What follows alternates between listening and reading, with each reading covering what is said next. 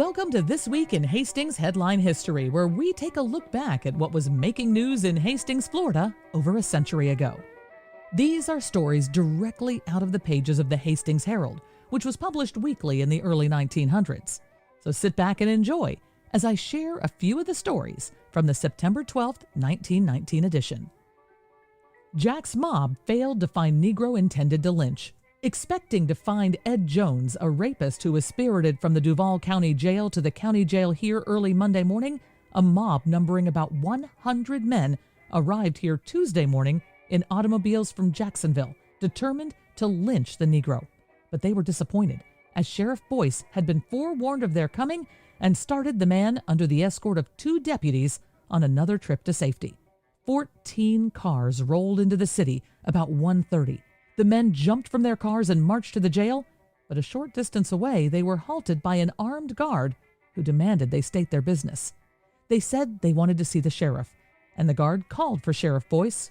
"We have come for that Negro Ed Jones," explained the spokesman of the party, "and we intend to get him." Sheriff Boyce replied, "You'll have to keep on traveling then, for he is not here." The men could not be convinced that the much-wanted man had been removed, and they asked Sheriff Boyce to turn him over to them, stating that they would fix it with the governor so he would not get into trouble.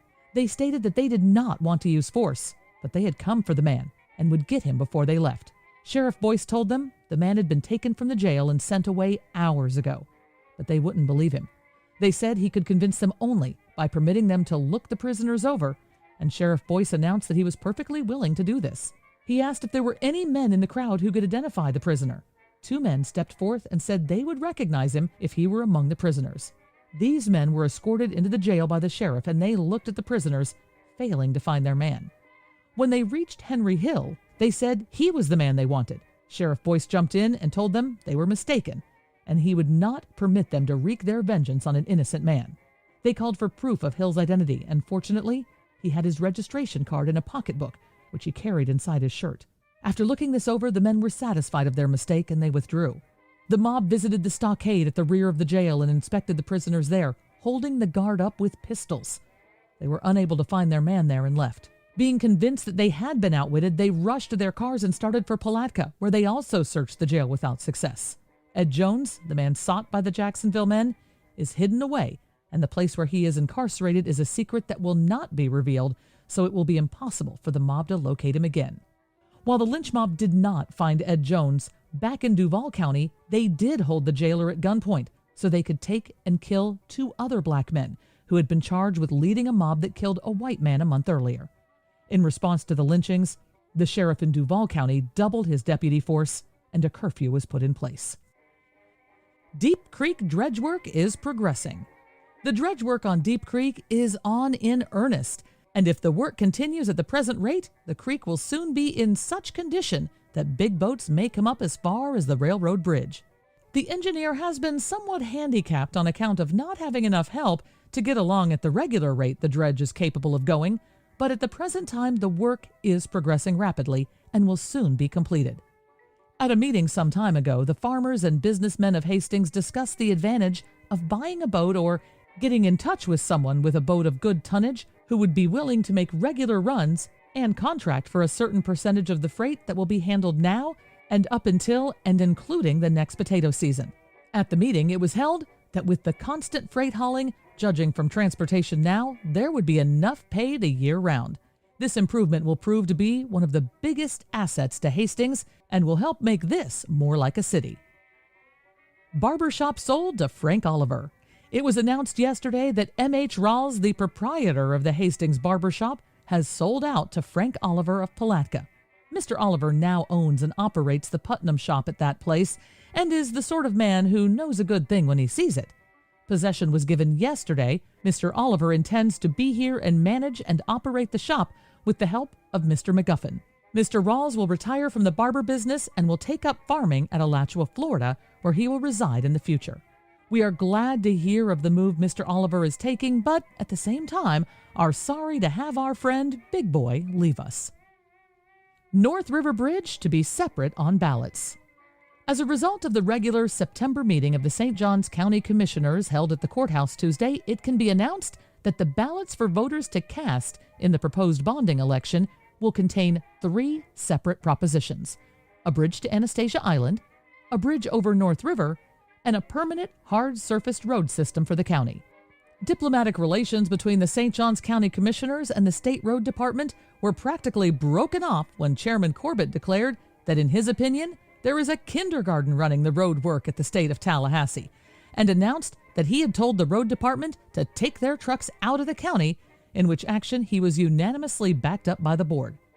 It was brought out that the heavy Army trucks sent there for road work by the State Highway Commissioner were destroying roads rather than benefiting them, that they were making no more trips a day than the mule teams, and that the state engineer had told Chairman Corbett that the county of St. Johns was being charged $15 a day for the use of the free trucks. The amount is being entered against the state aid fund due this county. Mr. Corbett stated that the board had been assured before the trucks were sent that there would be no cost to the county save the depreciation of the equipment.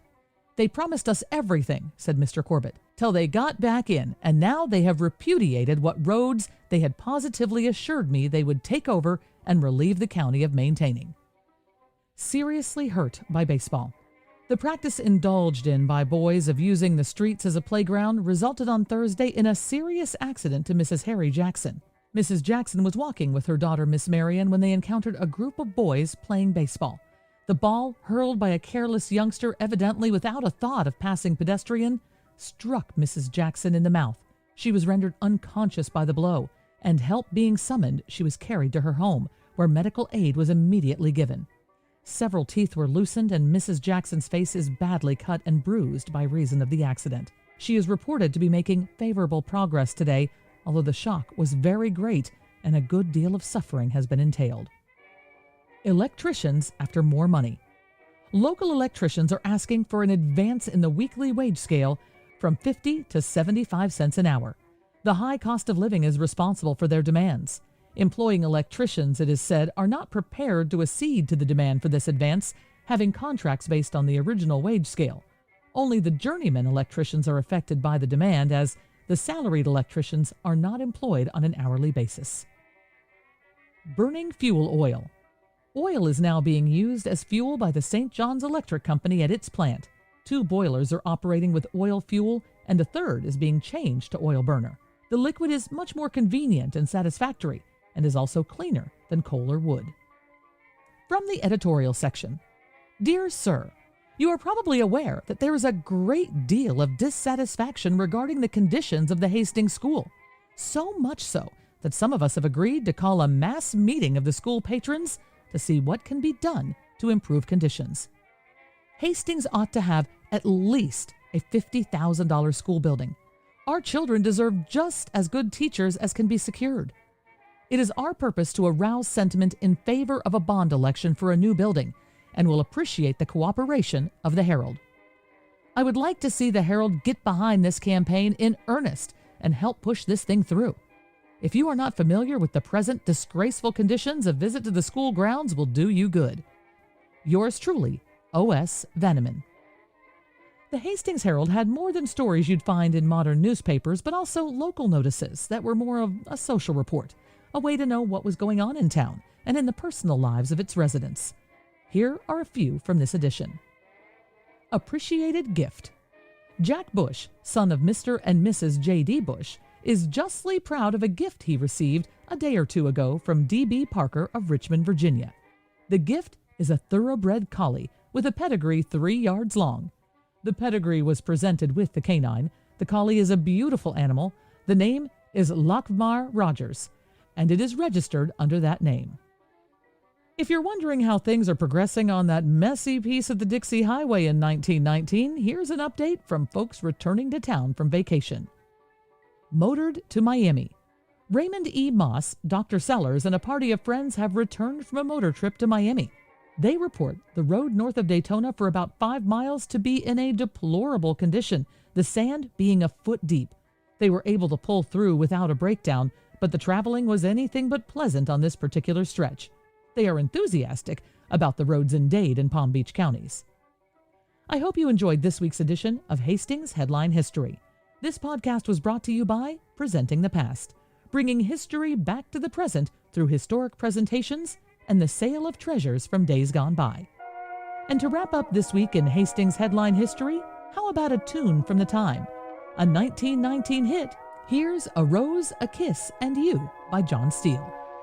In the cool, sweet calm of the evening hour, when the golden sun sinks low, and the mystic spell of an unseen power brings back the long ago, then memories three come back to me, to fill my life with a cheer. A rose so fine, a kiss divine, and your sweet spirit dear. A rose, a kiss, and you, my Trinity of love. A rose, a kiss, and you, all sent from heaven above. The rose with its token, the kiss with its thrill, and wonderful you may it be God's will. I'll take with me through eternity a rose, a kiss, and you.